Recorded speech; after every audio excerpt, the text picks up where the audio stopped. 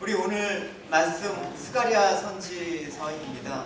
스가랴 내용을 한번 우리 읽고 시작하도록 하겠습니다. 제가 1절 읽겠습니다. 다리오 왕 2년 8년에 여호와의 말씀이 이또의 손자 베레가의 아들 선지자 스가랴에게 임하니라. 가라사대 나 여호와가 우리를 지키는 주하느니라. 그러므로 너희 무리에게 고하기를 만군의 여호와께서 이처럼 이르시되 너희는 내게로 돌아오라. 나 만군의 여호와의 말이니라. 그리하면 내가 너에게로 돌아가리라. 나 만군의 여호와의 말이니라. 너희의 주를 구하지 말라. 옛적 선지자들이 그들에게 외쳐 가로되 만군의 여호와께서 말씀하시기를 너희가 악한 길 악한 행실에 떠나서 돌아오라 하셨다나 그들이 듣지 않고 내 일을 믿지 아니하였느니라. 나 여호와의 말이니라. 너희 연주가 어디 있느냐? 선지자들이 영원히 살겠느냐? 내가 그 선지자들에게 명한 내 말과 내 전례들이 어찌 내 열조에 임하지 아니하였냐. 그러므로 그들이 근처 이르기를 만군의 여호와께서 우리 결대로 우리 행위로 우리에게 행하시려고 하신 것은 우리에게 행하셨다 하시느니라. 우리가 구약 성경에 보면 맨 마지막에 세 선지서가 있습니다.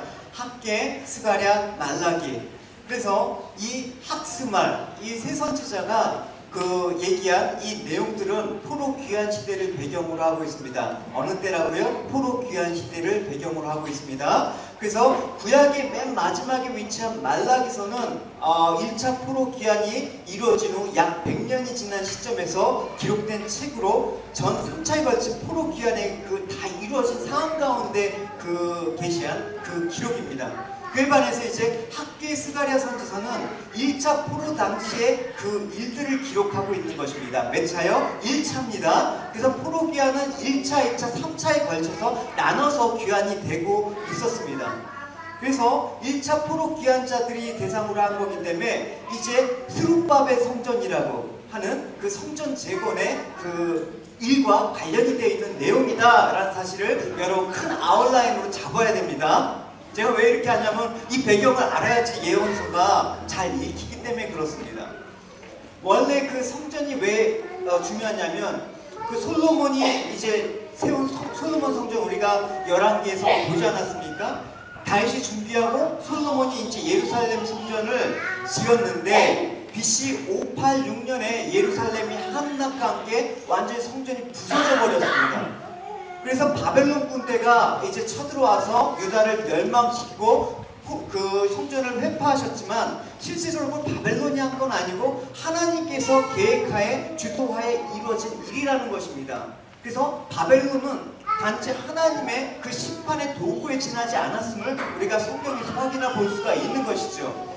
그래서 이처럼 하나님께서 당신에게 두신 이름을 두신 성전을 파괴하신 이유가 있습니까? 그게 뭐냐면 성전이 필요 없거나 무가치한 것이 아니라 하나님께서 당신의 이름을 두시고 하나님의 백성을 만나시는 장소로서 하나님의 백성들이 예배하는 장소이기 때문에 아주 중요한 것이죠.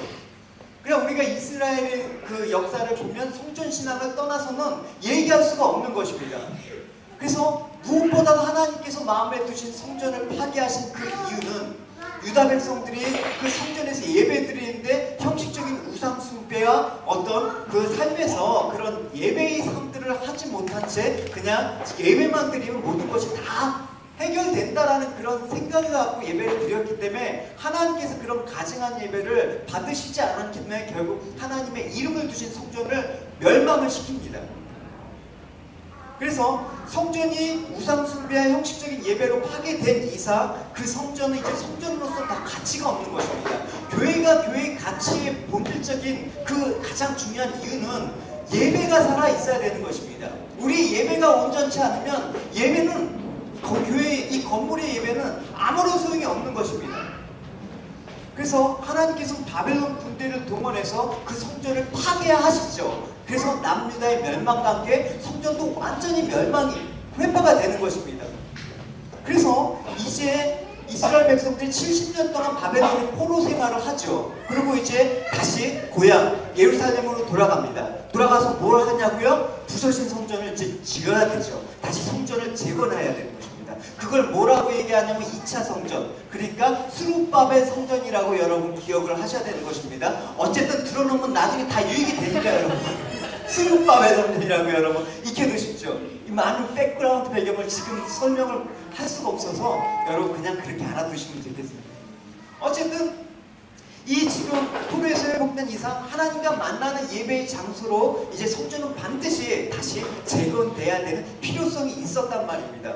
그래서 제2성전은 이스라엘 백성들이 이제 1차 포로 귀환 이후에 이루어졌지 1년 만에 이제 착공식을 가졌습니다. 야, 우리가 다시 하나님의 성전을 다시 짓자! 그런데 쉽지가 않았습니다. 왜냐하면 이미 70년 동안 방치되었던 땅이기 때문에 그 땅에는 이미 황폐화돼 버렸다는 것이죠. 아무것도 없어요. 더군다나 사마리아 사람들을 비롯해서 주변 민족들이 방해되고 또 황무지로 변한 그 유대 땅에 아주 힘든 노역을 해야 되고 또 주변 민족들이 약탈하고 또 자연재해가 발생했기 때문에 공사가 쉽지 않았습니다. 그래서 성전에서 이제 성전 재건 사업이 한 이후에 무려 16년 동안, 몇 년이라고요? 16년 동안 그냥 성전 첩삽 두고 나서 16년 동안 방치가 되어버렸습니다. 그러니까 의욕 좋게 뭐 하자 이렇게 했는데 16년 동안 이렇게 폐허가 된 그 상태에서 등장한 선지자가 누구라고요? 학개와 스가랴. 누구라고요? 학개와 스가랴. 1차 포로 귀환 직후에 성전 재건 사업이 시작할 때 하나님께서 이 시대에 하나님이 선포하신 그 두 선지자 학개, 스가랴.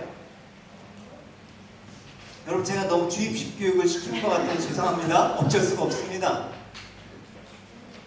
그래서 지금 이 상황 가운데 이제 16년이 지난 채 예루살렘 돌아왔지만 이대로 성전 재건의 역사가 중단되고 만다면 포로 귀한 그 백성들이 하나님과의 바른 관계를 맺고 하나님을 섬기는 거룩한 공동체로 세워지고 하나님의 은혜와 축복을 받는 그 일이 수포로 돌아갈 수가 있다는 것입니다. 그러니까 하나님께서 하나님의 우리를 다급하신 것입니다. 이 16년 동안 방치된 이 성전을 다시 한번 하나님께서 일으키시려고 하나님이 학개와 스가랴, 오늘 본문에 스가랴 선지자를 보내서 이제 다시 성전 재건을 하라는 그 독촉을, 그 촉구를 하고 있는 내용입니다.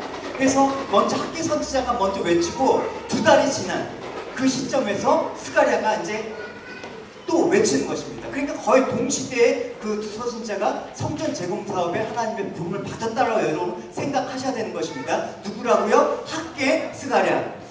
그리고 이 학개, 스가랴는 어느 때 배경이라고요? 1차 포로 직후에 이제 귀환민들에게 성전 재건 사업을 위해서 했던 그 시점이라는 거 여러분 꼭 알아두시고 이 하나님께서 오늘 이 스가랴 선지자를 통해서 이 시점에서 얘기하신 내용이 무엇이냐? 하나님께서 이들에게 바라는, 이스라엘 백성에게 바라는 내용이 무엇이냐라는 것들을 우리 이 3가지 내용을 통해서 살펴보도록 하겠습니다. 첫 번째, 우리가 보면 하나님께서 일단 성전을 다시 복구하라는 그 명령의 그 본질은 사실은 하나님으로부터 떨어진 그들의 마음을 다시 돌이키게 함이라는 것들을 알 수가 있는 것이죠. 먼저 1절을 보면 본 기록자인 스가랴 선지자의 그 신상과 하나님의 말씀을 처음 받을 때가 언제라고 얘기를 하고 있습니다. 같이 읽어보시겠습니다. 시작. 다리오와 인형을 여호와의 말씀이 그의 손자 베델가에 선지자가 스가랴에게 임하니라. 예, 스가랴가 처음 여호와의 말씀을 받은 것이 언제라고요? 다리오 왕 2년 8년. 그러니까 다리오 왕이, 페르시아 다리오 왕이 즉위된 지 2년하고 8월로 나와 있죠. 그래서 다리오 왕이 역사적으로 보면 BC 520년대 등장을 합니다. 그리고 그의 8월은 어떤 해냐면 학개 선지자가 이제 성전을 다시 재개하라고 한 2개월이 지난 시점입니다. 그러니까 16년 방치되었다가 학개 선지자가 이제 하고 먼저 성전을 복원할 것이라고 그렇게 하나님의 말씀을 전한 다음에 2개월이 지난 시점에 그 스가랴의 등장이 나오는 것입니다. 이제 그래서 지금 스가랴가 본문의 메시지를 선포할 당시에 이스라엘 백성의 상태는 학개 선지자의 그 책망과 촉구로 성전 재건 공사가 이미 시작된 지 2달이 지났습니다. 이제 16년 동안 방치된 성전이 2달 이제 다시 동안 이제 진행돼 가고 있는 상태였습니다. 근데 성전은 지금 지어가고 있는데 지금 보니까 이들의 상태가 영 말이 아닌 것입니다. 짓긴 짓는데 16년 동안의 공백이 너무 컸겠죠. 그러니까 영적으로 나탐에 빠져 있었고 또 그들의 조상들의 그릇된 행실과 그 모든 습관들이 근절되지 못한 채 지금 계속 성전을 짓고 있는 상태로 지금 하고 있는 시점이라는 것입니다. 그러니까 여러분, 이 상태로 이스라엘 백성들이 성전 재건 공사에 임한다 그러면 성전 재건이 온전히 될 리가 없겠죠. 설사 성전이 세워진다고 해도 하나님의 축복은커녕 똑같이 과거 이스라엘 백성의 조상들인 그들의 선조들이 한 것처럼 계속해서 성전을 핑계 삼아서 형식적이고 우상 숭배 또 다른 그런 어떤 죄의 범에서 징계에 빠질 수밖에 없는 것입니다.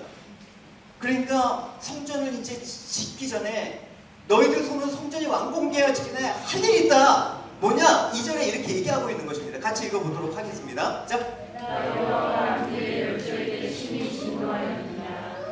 그죠? 지금 포로에서 귀환한 이스라엘 백성들의 조상에게 심히 진노하였다라고 기록을 하고 있습니다. 왜냐하면 너희들 지금 이 시점에서 기억해야 될 게 뭐냐면 너희 조상들이 어떻게 해서 나의 진노를 받았는지 기억을 하면서 너희들이 이 성전을 지어야 돼. 안 그러면 너희들 똑같은 전철을 밟게 될 거야. 이렇게 얘기하는 것입니다. 그러니까 지금 생각해보면 왜 이런 말씀을 하셨냐면 스가랴 당시 포로 귀환 시대 이 백성들이 어려운 상황에 직면한 이유가 얼마까지도 그 나라를 잃고 이방 땅에 포로가 되었던 처지였기 때문에 그렇게 힘든 상태이지 않았습니까? 근데 하나님께서 다시 너희들이 포로가 된 이유가 무엇이지? 라고 대립해봅니다. 하나님께서 그들의 조상을 향해서 진노하신 그 까닭 때문에 너희들이 포로가 된 거야. 근데 너희가 지금 또 이 전철을 밟는다 그러면 이 성전 져봤자 소용이 없는 거야. 이렇게 얘기하는 것입니다. 그래서 현재 포로에서 귀환한 1차 백성들이 그 역시도 하나님의 진노를 당할 수밖에 없는 그 상태를 각성하기 위해서 하나님께서 간절히 너희들이 옛 조상이 했던 그 기운들을 잘 명심하라 이렇게 얘기하는 것입니다. 그래서 스가랴 선지자에게 하나님께서 진노하셨다 이렇게 얘기를 하고 있지 않습니까?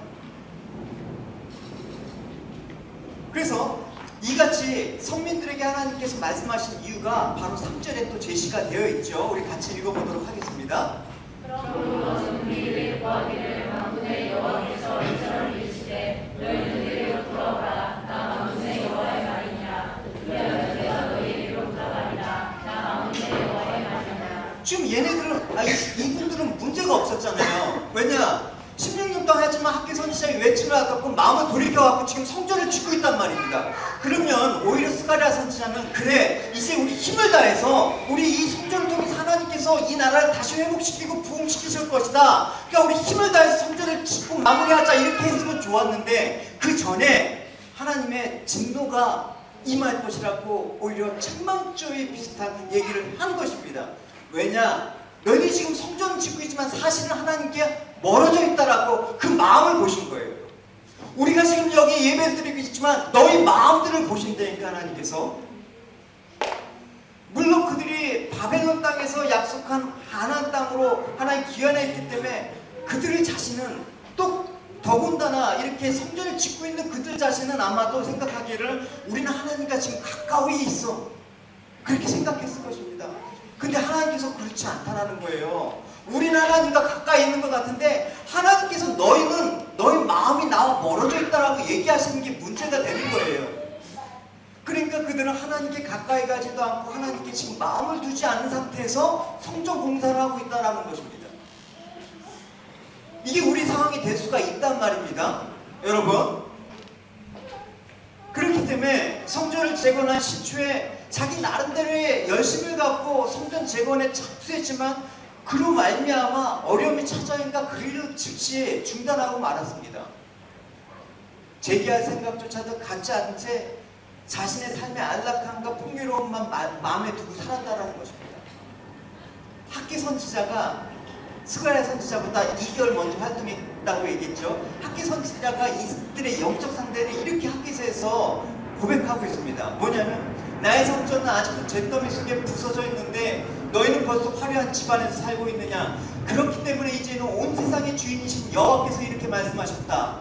너희가 지금 어떻게 살고 있는지 생각하여 보아라. 너희는 많은 것을 기대하였으나 얻은 것은 지극히 적었다.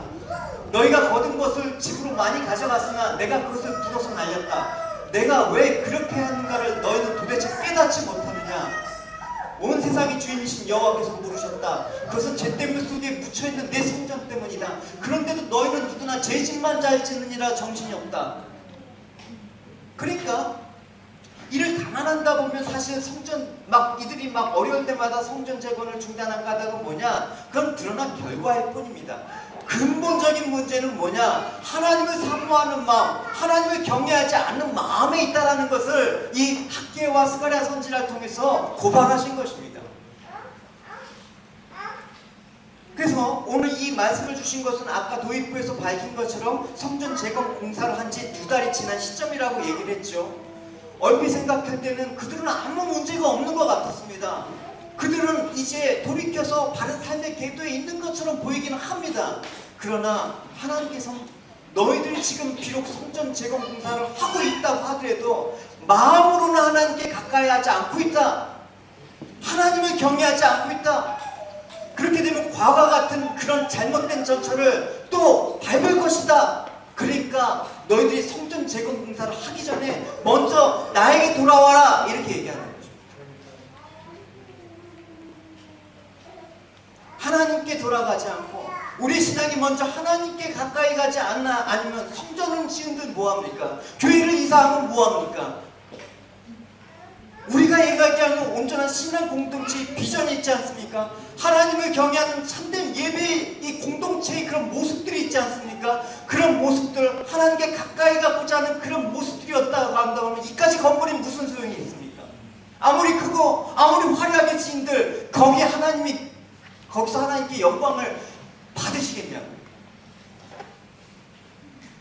그리고 그 당시는 명목상의 선민일 뿐만 아니라 이미 바벨론에서 세대가 걸친 동안 바벨론의 그 문화와 물질, 향락들을 이미 몸에 배우고 살았어요. 그러니까 오더라도 그 바벨론의 화려함이 배어져 있는 상태에서 이게 쉽지가 않아요.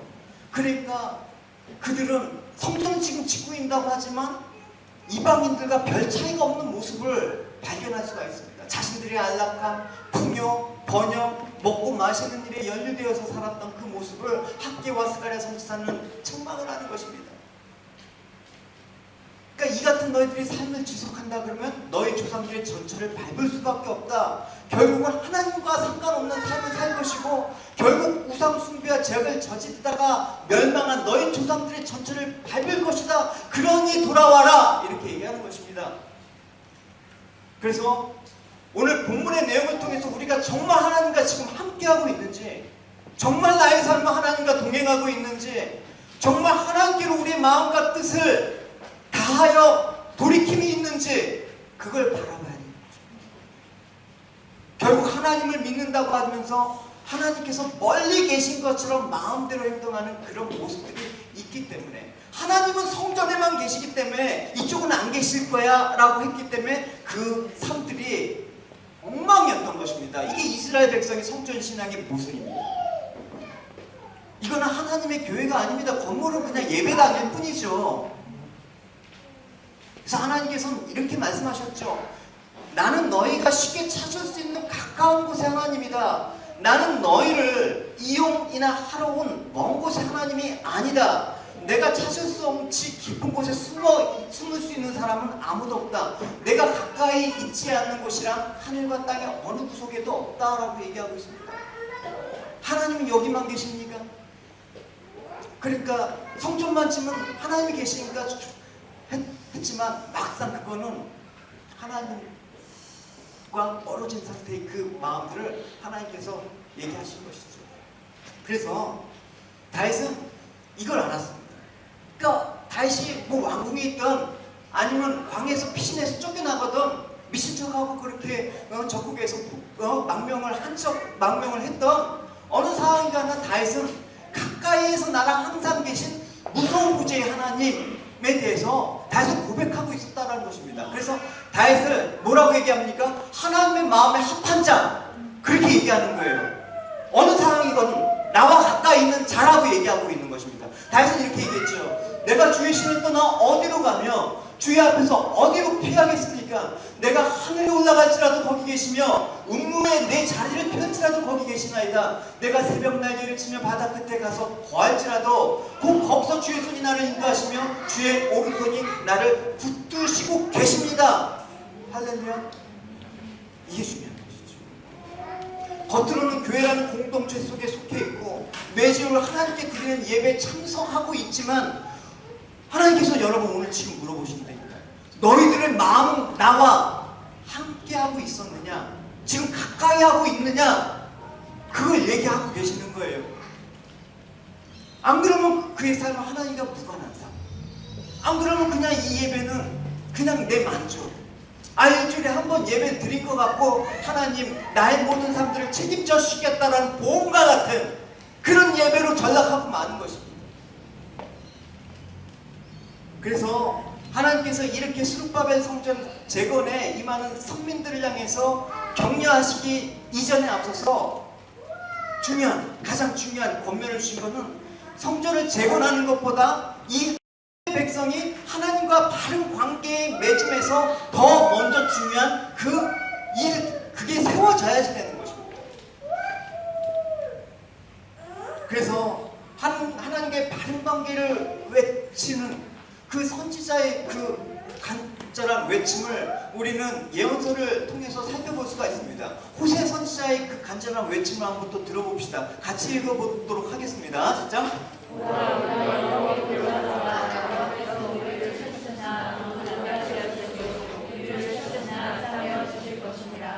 여호와께서 이틀 후에 우리를 살리시며 그 3일에 우리를 일으키시니 너희가 앞에서 살라. 할렐루야. 우리가 하나님 앞에 가까이 하나님께로 더 가까이 갑니다. 고통 가운데 계신 주님, 하나님께 더 가까이 가는 저희들 신앙 되었으면 좋겠습니다. 오늘 말씀을 통해서 과연 하나님을 마음의 중심에 모시고 있는지 다시 한번 내 자신 스스로가 돌아봤으면 좋겠습니다. 여러분의 마음에 하나님과 가까이 지금 닿아 있는지, 하나님과 더불어 하나님을 위해서 범사를 행하고 있는지 돌아보시는 시간이 되었으면 좋겠습니다. 우리 마음 보시고 하나님께서 가장 먼저 우리의 마음을 요구하시는 분이심을 여러분 잊지 마시기 바랍니다. 할렐루야. 두 번째는 이제 지금 이 시점에서 우리가 살펴본 것은 나는 과연 후대에게 어떤 사람으로 기억되길 바라느냐. 주님이 베드로에게 물으셨죠. 너희는 나를 뭐라고 생각하느냐? 저는 가끔 아이들한테 물어. 너는 아빠를 뭐라고 생각하느냐? 여러분은 저를 뭐라고 생각하느냐? 왜냐하면 되게 중요한 물음이에요. 그게 하나님께서 이스라엘 백성에게 그들의 조상을 본받지 말라라고 말씀을 하십니다. 우리 4절을 읽어보도록 하겠습니다. 시작. 너희를 주를 본받지 말라. 이쪽 선지자들이 그에게 외쳐가되 가운데 여호와께서 말씀하시기를 너희가 악한 길 악한 백성들에서 돌아왔다. 그들이 듣지 않고 내 귀를 기울이지 아니하였느니라. 나 여호와의 말이니라. 그들이 듣지 않았다, 기울이지 않았다. 여기서 듣다라는 것은 샤마, 되게 경청하는 것입니다. 순종하는 것입니다. 그러니까 듣는 거는 뭐냐? 순종을 전제로 내가 그 믿음의 행동을 하겠다라는 전제로 듣는 것입니다. 근데 그냥 듣긴 들었지만 흘려보내는 것입니다. 이런 예배 시간에도 설교 말을 듣는데도 그냥 흘려보내는 것입니다. 그걸 하나님께서 악한 행실이라고 얘기를 하고 있습니다. 그러니까 조상들은 하나님께서 그동안 여러 선지자를 통해서 계속해서 너희들의 길을 돌이키라고 수없이 각곡하게 호소하였음에도 불구하고 듣지 않았다라고 얘기하는 것입니다. 특히 우리가 잘 아시는 그 예레미야 선지자를 보면 포로기 이전 직전에 활동한 그 내용을 보면 아주 엉망이었습니다. 예레미야 선지자가 계속해서 너희들이 그렇게 살면 성전을 무너뜨릴 것이고 너희들의 나라 예루살렘 성이 무너질 것이다 라고 그렇게 외쳤건만 그렇게 촉구하던 예레미야 선지자를 오히려 거짓 선지자로 몰아붙이고 그를 주저했던 것들을 우리가 선지서를 보면 알 수가 있지 않습니까? 예를 들어서 이런 거예요. 여호와김 같은 악한 왕은 예레미야 선지자가 선포한 하나님의 말씀을 기록한 두루마리를 막 잘라서 불에 소각하는 만행까지 저질렀습니다. 어떻게 하나님의 그 선지자의 말을 그렇게 갈기갈기, 하나님은 완전히 무시했다는 것입니다. 이런 것이죠. 왕은 여우들을 보내 그 두루마기를 가져다가 궁정 안에서 일도록 하였다. 그때는 9월, 양력으로는 12월에 해당되는 겨울철이어서 왕은 겨울별장에서 숯불이 타는 화로 앞에 앉아 있었다. 그 당시 서기관들은 묻은 기축을 계속 날카롭게 깎아내면서 글씨를 썼다. 왕은 바로 그런 칼을 손에 들고 앉아서 그 두루마기를 토막토막 잘라냈다. 여우디가 두루마기를 풀면서 서너 조각을 읽어내릴 때마다 왕은 그 칼을 들고 일어나서 다 읽은 부분을 잘라내어 화롯불 속에 던져넣었다. 마침내 왕은 이런 식으로 그 두루마기를 모두 태워버렸다. 왕과 그의 신하들은 그 말씀을 다 듣고 나서도 두려워하지도 않고 옷도 찢지 않았다. 이런 모습이었다. 그러니까 참으로 스가랴 선지자의 그 이스라엘 백성들의 조상을 본다 그러면 그 후손들에게 전혀 본이 되지 못한 삶들을 살았다는 것을 알 수가 있는 것이죠. 오히려 후손들에게 부끄러운 조상들로 기억되고 있고 가치 있는 신앙의 유산이라는 건 남겨두지도 못하고 그렇게 살았던 모습을 하나님께서 다시 한번 상기시킵니다. 너도 이렇게 살래? 그러니까 그들이 남긴 것이란 무엇입니까? 이스라엘 백성들이 본받아서는 안 된 불신앙들을 오히려 본받고 있어요.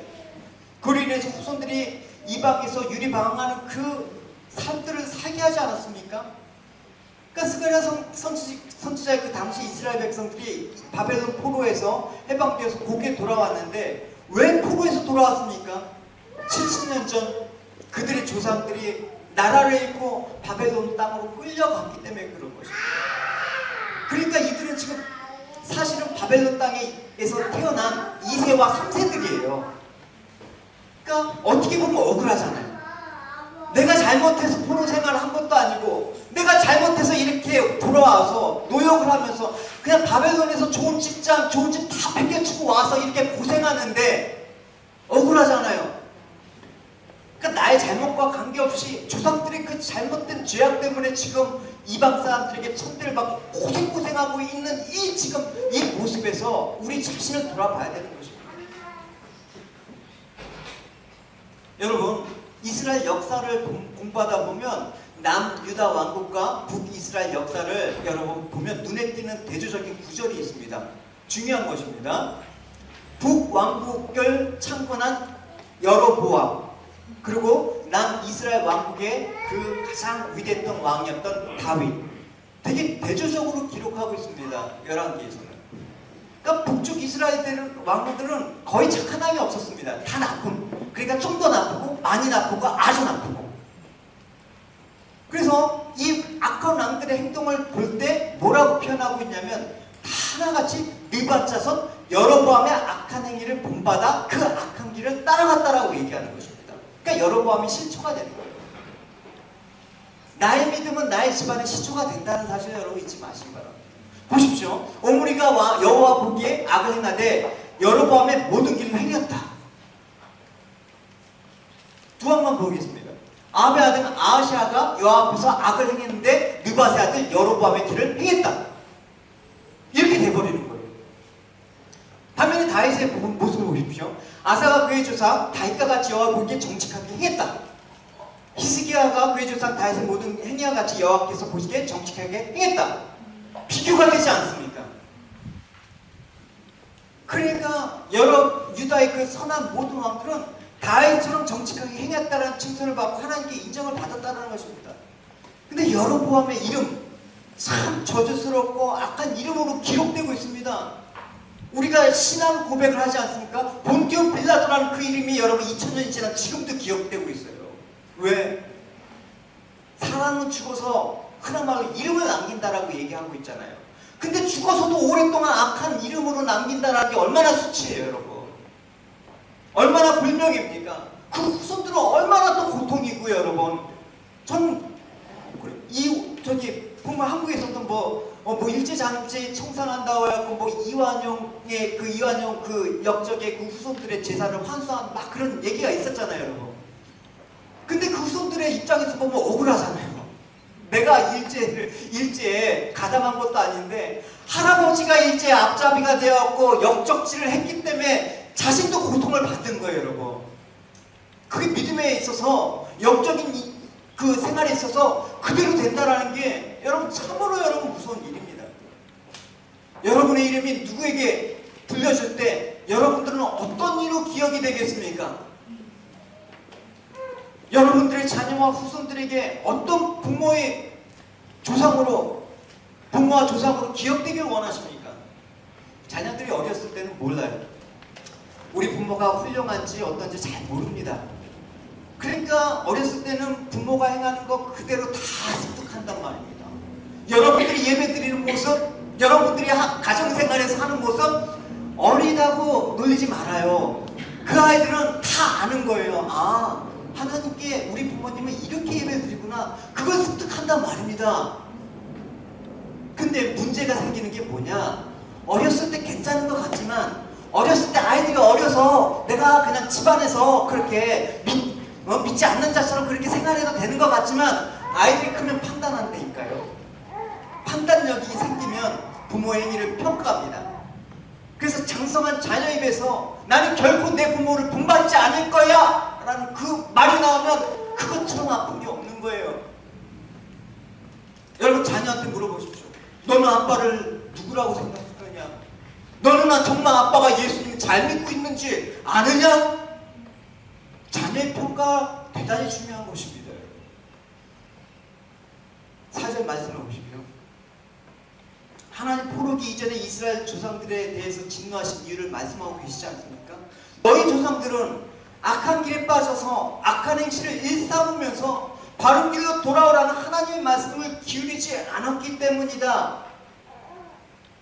과거 이스라엘 백성들은 진노의 심판을 당하는 순간까지도 자신의 하나님 백성이란 자부심을 잃지 않았습니다. 좋죠?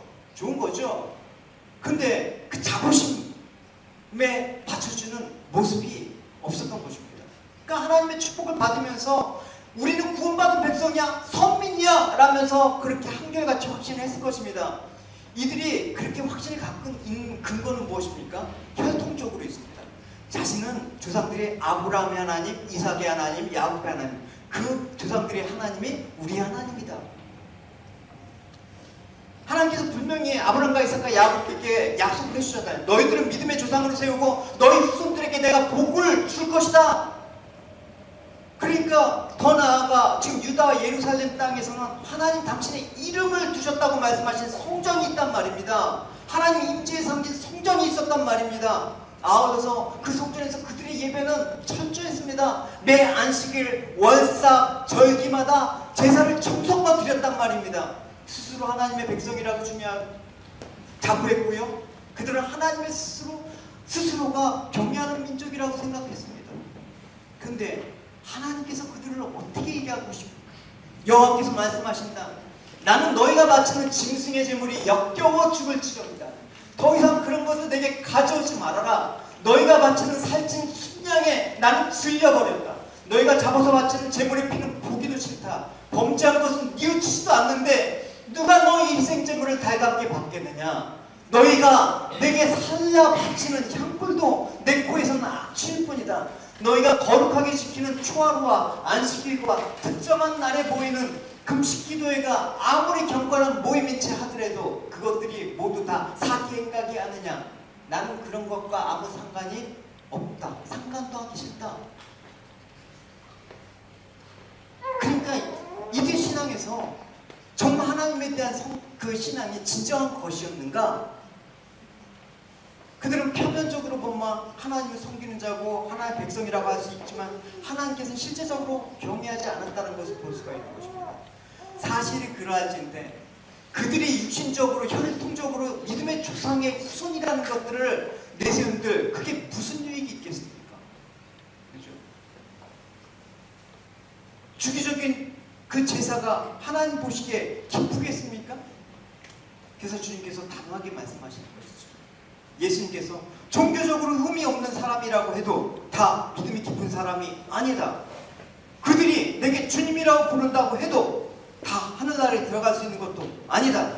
가장 중요한 문제는 그들이 하늘에 계신 내 아버지의 뜻을 실행하고 있느냐 하는 것이다. 부모는 말이 아니라 삶으로 자녀에게 교육을 하는 존재입니다. 여러분, 좋은 말은 누구나 들을 수 있지만 여러분이 좋은 말을 듣기 위해서 이 자리에 앉아있는 게 아니란 말입니다. 좋은 말은 누구나 들을 수 있지만 좋은 사람의 말을 듣고 싶어 하는 거예요. 그러니까 여러분의 삶들은 내 개인의 삶이 아니라 공인의 삶이에요. 내가 한 말로 인해서, 내가 한 행동 하나로 인해서 실족하게 하면 연자맷돌 매달아야 된단 말이에요. 물론 잘못이 없을 수는 없지만 그만큼 하나님 앞에 내가 어떻게 지금 서 있는지 생각하라는 것입니다. 이게 왜 나의 후손들과 자녀에게 영향을 미치기 때문에 그렇다는 거예요. 안 그래도 이제 동성연애법이 이제 막 통과가 되면서 학교에서도 이 동성연애를 이제 가리킬 수가 있단 말입니다. 그렇게 되면 나의 자녀는 어떻게 합니까? 이 나의 자녀를 하나님 백성으로 신앙으로 세우지 않으면 이들이 세상 가운데 내 자녀가 커갖고 진짜 동성연애 한다고 진짜 다갖고 남자아이가 남자친구들하고 결혼한다고 하면 여러분 기뻐하시겠습니까? 그런 일이 안 벌어진다고 여러분 장담하실 수가 있겠습니까? 아직 법이 발효가 안 되기 때문에 부지런히 얘기해야겠어요. 그러니까 먼저 믿게 된 우리는 나중에 믿음을 가지게 된 이들에게 또 내 자녀들에게 어떤 존재가 되어야 되는가, 이 부분을 잘 생각하셔야 되는 거죠. 이 이스라엘 백성의 조상들의 모습을 그들의 영향을 받아서 망하게 해서는 안 되는 것입니다. 그러니까 하나님께서 마지막에 학개와 스가랴 선지를 통해서 이렇게 외치는 거예요. 여러분, 사도 바울도 이런 마음이었죠. 형제들아, 너희는 함께 나를 본받으라. 그리고 너희가 우리를 본받은 것처럼 그와 같이 행하는 자들을 눈여겨봐라. 왜? 그들로부터 좋은 영향을 받으라는 것입니다.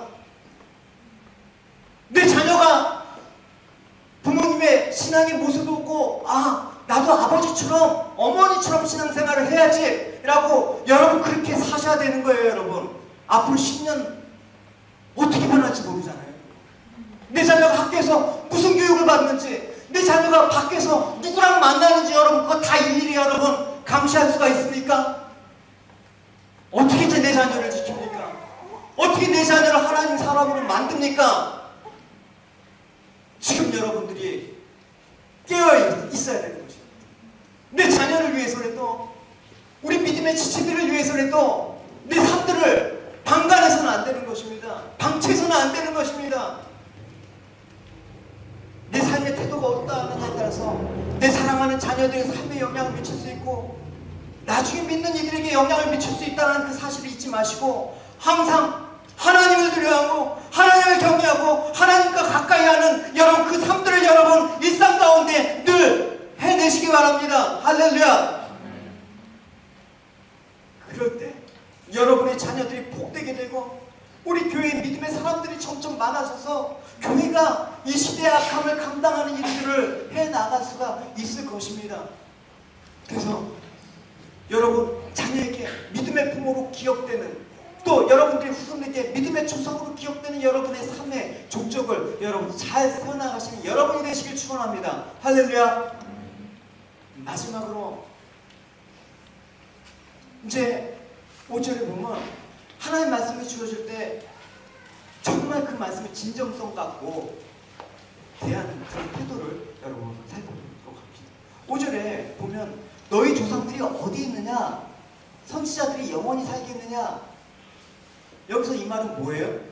너희 조상들이 어디 있냐라는 말은 이스라엘의 조상들이 이미 다 죽고 없어졌다는, 물론 이들의 조상들이 세월이 흐름에 따라서 자연스럽게 죽었다는 것을 의미하는 것이 아닙니다. 여기서 이스라엘 조상들은 하나님께서 예측 선지자를 통해서 회개하고 돌이킬 것을 촉구하였음에도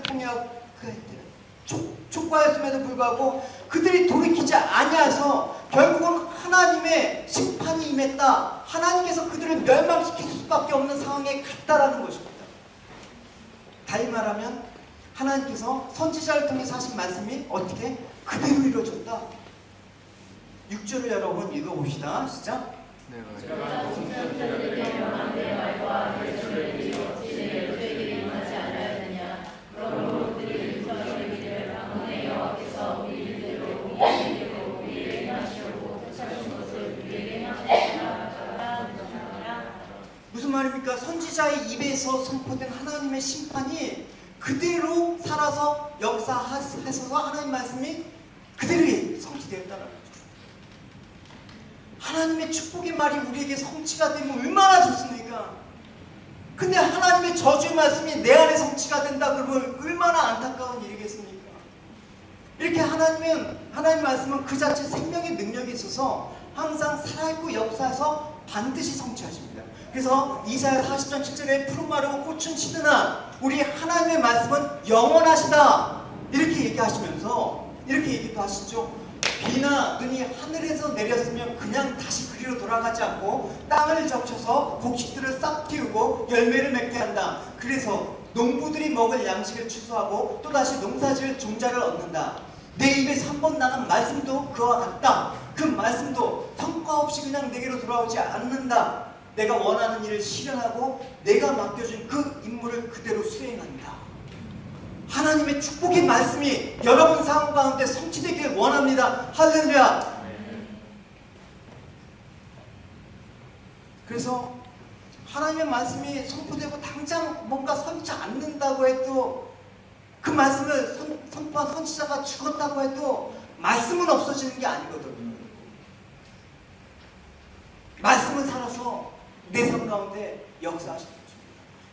선포된 하나님의 말씀은 영원히 살아 역사하십니다. 할렐루야. 언젠간 성취되는 것입니다. 지금 비록 세상 현실이 그렇지 않은 것 같이 보이더라도 하나님의 말씀이 성취가 되지 않는 것처럼 보이더라도 역행하는 일이 오히려 악인이 잘 되는 것 같이 보이더라도 오히려 신앙 없이 살아가는 사람이 더 행복한 것처럼 보이더라도 결국은 하나님 말씀대로 될 것이다. 그러니까 성경의 말씀입니다. 창세기 1장을 보십시오. 하나님께서 말씀하시니까 말씀대로 천지가 조성되었습니다. 땅과 바다, 하늘이 생기고 작은 천한 만물 모든 미물에까지 하나님 말씀하시자 그대로 되었다. 보십시오 여러분. 하나님이 이르시되 그대로 되니라. 하나님이 이르시되 그대로 되니라. 하나님께서 나에게 말씀하시니 그대로 되니라. 할렐루야. 그게 우리 믿음의 사람들이 갖고 있는 믿음이라는 것이죠. 하나님의 말씀의 능력은 과거에도 그랬듯이 지금 현재 우리에게도 동일한 역사를 하는 것입니다. 민수기 23장 19절 말씀을 같이 읽어보도록 하겠습니다. 시작. 하나님은 사람이 아니시라 거짓말을 떠먹듯이 하는 분이 아니시라. 하나님은 인간이 아니시라 십자의 생각을 고쳐먹는 인간이 아니시라. 약속하신 것 무엇이든 이어의 지키시라 하신 분 말씀하신 것 무엇이든 반드시 실천하시리라 하신 분이시다. 그러니까 우리는 하나님의 말씀의 능력과 그 신실하심을 믿어 의심치 않고 성경의 약속의 모든 축복에 따라서 삶을 살아냄으로써 힘싸움으로써 하나님의 축복을 여러분 누리시는 여러분 되시기 바랍니다. 6절 하반절에 보시면 뭐라고 나와 있습니까? 선지자를 통해서 주어진 하나님의 말씀이 완전히 성취되어야 너희들의 조상들은 그제서 자기들의 행위에 따라 하나님의 행하기로 한 바를 그대로 행하였다. 얘기하는 것입니다. 뭔 말입니까? 당시에 이스라엘이 망하기 전에 하나님께서 돌아오라 그러면 내가 돌이키겠다라고 그렇게 심판을 거두겠다라고 했는데 하나님 말씀이 성취가 된 후에 하나님 말씀이 정말 그렇게 됐구나 하고 돌아왔다는 것입니다. 좀 늦었죠. 그러니까 하나님 말씀이 회개 메시지가 선포될 때 유다의 멸망과 바벨론의 포로에 대해서 예언의 말씀하실 때 아까 예레미야처럼 막 거짓으로 규정하고 오히려 그 선지자들을 핍박하는 그런 모습에서 하나님을 거절했다는 것입니다. 그러다 바벨론 나라에서 멸망을 당하고 자신들이 바벨론 포로에 끌려간 후에 이들이 깨달은 건 뭐였습니까? 너희들의 조상은 그때야 깨달았다. 말씀은 진전성이 그때야 깨달아지는 것입니다. 너무나 여러분 안타깝습니다. 하나님 말씀이 이루어진 후에도 물론 깨닫지 못하는 것보다 뒤늦게 깨닫는 것도 복입니다. 그렇죠? 왜냐하면 성경에 하나님 말씀이 이루어진 후에도 깨닫지 못하고 더욱 악독하게 그래? 어디 한번 보자 하면서 더 악한 경우도 있거든요. 그래서 잠언서 말씀은 악인의 길은 어둠 같아서 그걸 걸려 넘어졌는데도 그것이 무엇인지 깨닫지 못한다는 거예요. 그러니까 이스라엘 너희 조상들은 하나님의 멸망의 심판을 받았지만 그게 성취가 되었지만 뒤늦게라도 돌아왔다 그렇게 얘기하는 거예요. 무엇입니까? 어떤 사람이 지혜로운 사람입니까? 당하고 나서 하나님 징벌을 다 당하고 하나님의 그 책망을 다 받고 나서 아 하나님 말씀은 진짜 살아서 역사합니까? 하고 회개. 물론 귀하지만 그렇지 않을 수도 있었지 않습니까? 하나님의 말씀이 주어질 때 하나님 말씀은 진실로 구라합니다. 아멘. 그래서 하나님 말씀을 잘 귀담아 듣고 돌이킴이 있는 사람들은 복된 자들입니다. 할렐루야. 오늘 하나님의 말씀 가운데 선포되는 이 자리 가운데 여러분 돌이킴이 있으십니까? 그 복됨이 여러분 가운데 있기를 축원합니다. 할렐루야. 요나 시대에 니느웨 사람들이 그런 사람들이었습니다. 그들이 비록 이방인들이었음에도 불구하고 요나가 선포한 하나님의 심판의 메시지를 듣고 바로 회개했습니다. 그러자 하나님께서 심판을 벗어나게 하셨다. 성경의 증언입니다. 마침내 요나가 그 도성 안으로 들어가 하루 동안 걸어다녔다. 그리고 거기서 요나는 자기의 주변으로 몰려든 사람들에게 외쳐 말했다. 40일만 지나면 니느웨는 멸망한다. 그러자 니느웨 사람들이 하나님을 의지하였다. 그들은 금식을 선포하고 가장 높은 사람에게서 가장 낮은 사람에 이르기까지 모든 초상 때나 입는 굵은 거친 베옷을 입었다. 그런 다음 그들이 실제적으로 그 흉악한 길에서 돌아섰다. 그런 행치를 하나님이 보시고 그들을 멸망시키려던 자신의 계획을 포기하고 재앙을 내리지 아니하셨다. 잘못할 수 있잖아요. 우리. 실수할 수 있잖아요. 근데 말씀이 하나님 우리 기회도 안 주시고 하나님께서 무조건 여러분 매료되십니까? 그렇지 않으십니까? 너 그렇게 계속하다 매된다? 그때 잘못했습니다. 이러면 축복이죠. 맞을 거 다 맞고 나서 잘못했습니다. 억울하잖아요, 여러분. 난 그래도 맷집이 있으니까 맞겠습니다라고 하면 어쩔 수 없습니다. 그건 여러분들의 믿음대로 되어 있거든요. 그러니까 지혜로운 사람이었다라면 이스라엘 백성들이 선지자를 통해서 그렇게 회개하라고 외쳤을 때 심판의 경고 메시지를 듣고 돌이켰을 때 아마도 이스라엘 포로기 역사는 없을지도 모르는 거죠. 이렇게 이스라엘 이방 땅에서 70년 포로 생활이라는 그 지옥적인 굴욕은 당하지 않았을지도 몰랐죠.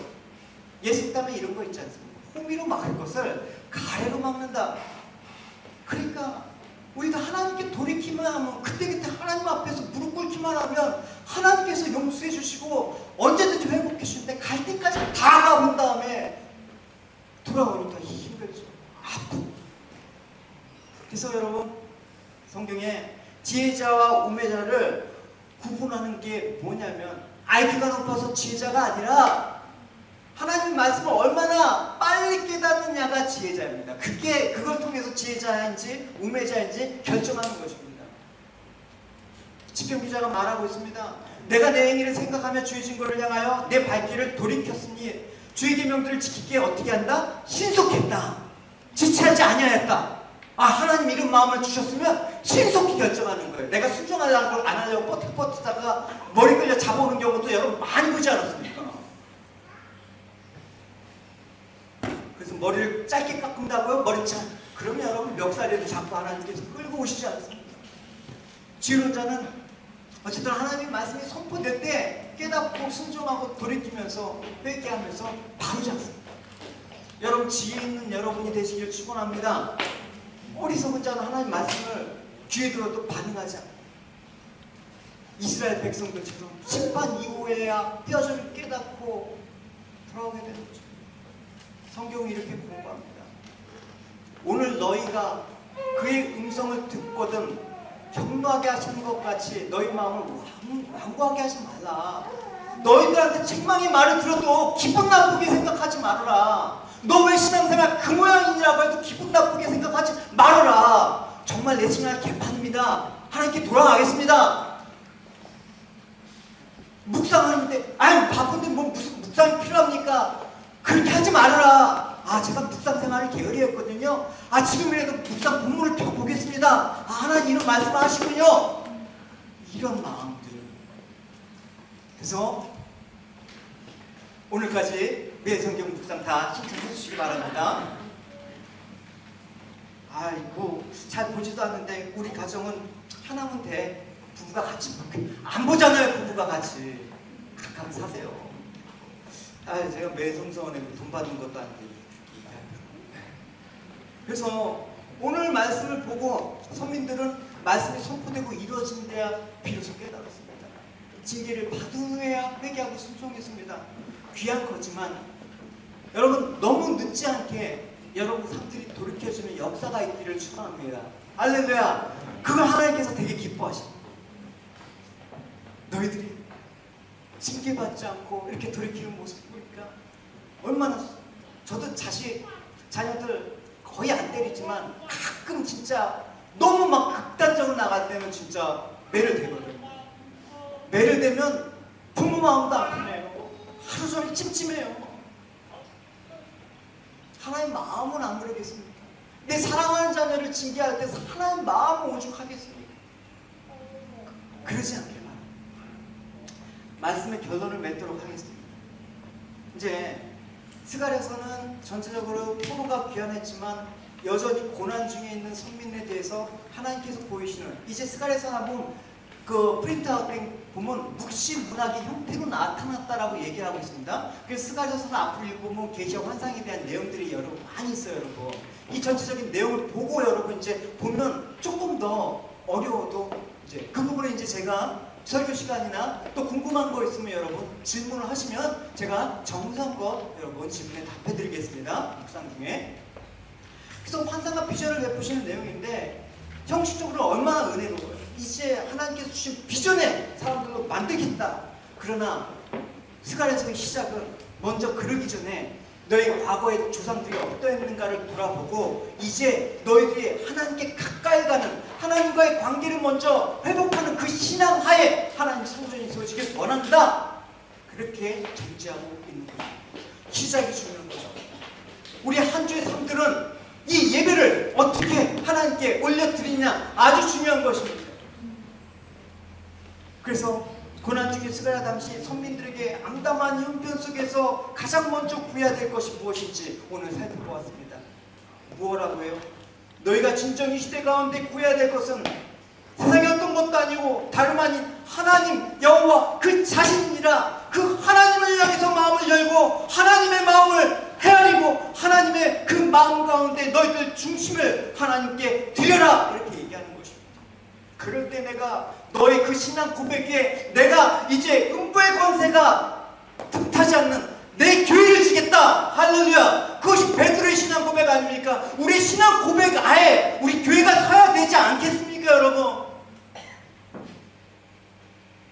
그 신앙 고백하에 하나님께서 내년에 우리에게 허락하실 예배당을 하나님께서 허락하실 것입니다. 할렐루야. 우리가 이 고백, 이 준비가 안 되어 있으면 안 돼요.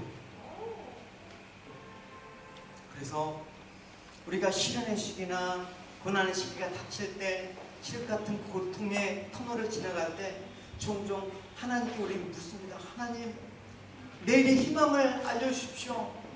갈 길을 보이지 않는 내 인생길에 빛을 내주십시오. 하나님 비전을 보여주십시오. 환상을 보여주십시오. 이러기 전에 무슨 특별한 거창한 환상이나 비전을 갈망하기 이전에 너희들이 진정 구해야 될 것은, 먼저 구해야 될 것은 다름 아닌 하나님께 마음을 열고 하나님 자신을 구하면서 가까이 가는 것, 그게 먼저다. 그럴 때 우리에게 새하늘과 새 땅의 그 비전, 새 성전을 허락하실 것이다. 우리 믿음의 세대들이 펼쳐나갈 하나님 나라의 그 비전들을 허락하실 것이다. 할렐루야. 이것들이 교회를 향한 비전이 되고 하나님께 더 가까이 나가는 그 복된 모습 속에 내 자녀들이 다음 하나님 이 땅에서 더 막한 이 땅에서 살아갈 때 믿음을 지키고 하나님의 자녀로 살아갈 수 있는 그 소망이 우리 비전이 되기를 축원합니다. 할렐루야. 거기에 우리의 비전과 내일이 있는 것입니다. 먼저 하나님께 마음을 두고 그 믿음과 그 소망을 회복하시는 여러분이 되시길 주님의 이름으로 축원합니다. 아멘. 일어나서 찬양 드리시도록 하겠습니다. 우리 같이 이 고백 합시다.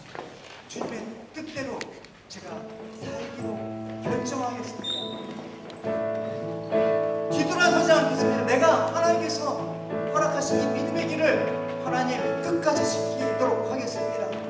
시련이 와도 유혹 속에서 하나님의 신실한 약속을 붙들고 하나님 계속해서 이해할 수 없는 이 상황 가운데 하나님 우리가 믿음으로 승리할 수 있도록 도와주시옵소서. 우리 같이 고백하시도록 하겠습니다.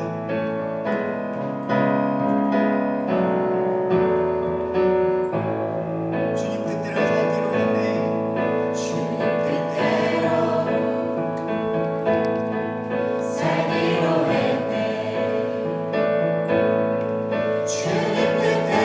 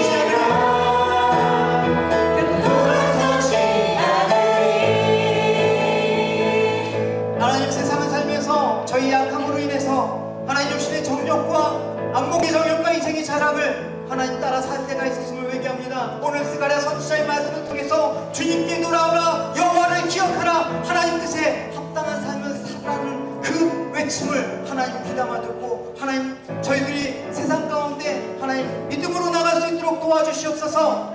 세상은 더 많은 것을 원하고 더 많은 것을 누리고 더 많은 것을 소유하라고 하지만 저희들 진정 원하는 것은 주님께 가까이 가는 것이며 주님의 마음들을 헤아리는 것이며 우리의 마음을 주님께 드리는 것임을 하나님 이 시간 고백합니다.